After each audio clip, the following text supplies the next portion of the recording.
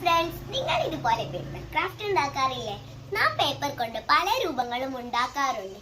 എന്നാൽ ഈ രൂപത്തിന് പറയുന്ന പേര് സഡാക്കോ എന്നാണ്. ഈ പേരിന് പിന്നിൽ ഒരു കൊച്ചു കഥയുണ്ട്.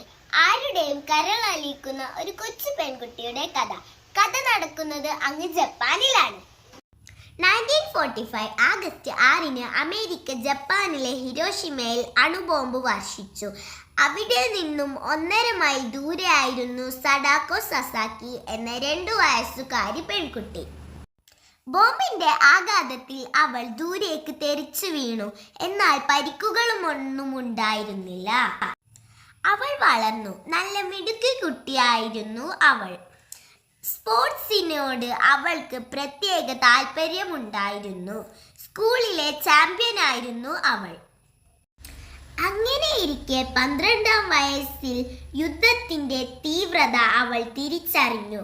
കായിക പരിശീലനത്തിനിടെ അവൾ ഗ്രൗണ്ടിൽ കുഴഞ്ഞു വീണു. ആശുപത്രിയിൽ എത്തിച്ചപ്പോൾ അണുവികിരണം മൂലമുണ്ടായ ബ്ലഡ് ക്യാൻസർ അവളെ കീഴടക്കിയിരുന്നു. ജപ്പാനിൽ അന്ന് പ്രചാരത്തിലുണ്ടായിരുന്ന ഒരു വിശ്വാസമുണ്ടായിരുന്നു. 1000 പേപ്പർ കൊക്കുകളെ ഉണ്ടാക്കിയാൽ നമ്മുടെ ഏത് ആഗ്രഹവും സാധ്യമാകും എന്ന്. കൂട്ടുകാരുടെ നിർദ്ദേശപ്രകാരം സഡാക്കോ മരണക്കിടക്കയിൽ നിന്ന് കൊക്കുകളെ ഉണ്ടാക്കാൻ തുടങ്ങി. കയ്യിൽ കിട്ടിയ പേപ്പർ കൊണ്ടെല്ലാം അവൾ കൊക്കുകളെ ഉണ്ടാക്കാനായി തുടങ്ങി. മരുന്ന് ഷീറ്റ് പോലും അവൾ അതിനായി ഉപയോഗിച്ചു.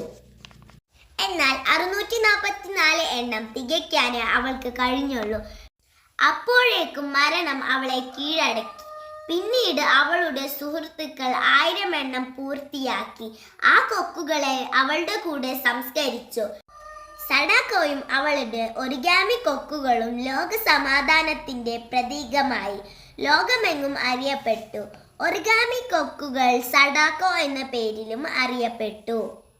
ഈ കഥ നിങ്ങൾക്ക് ഇഷ്ടപ്പെട്ടില്ലേ? ഇഷ്ടപ്പെട്ടാൽ ഞങ്ങളുടെ കൊച്ചു ചാനൽ ഒന്ന് സബ്സ്ക്രൈബ് ചെയ്ത് സപ്പോർട്ട് ചെയ്യണേ.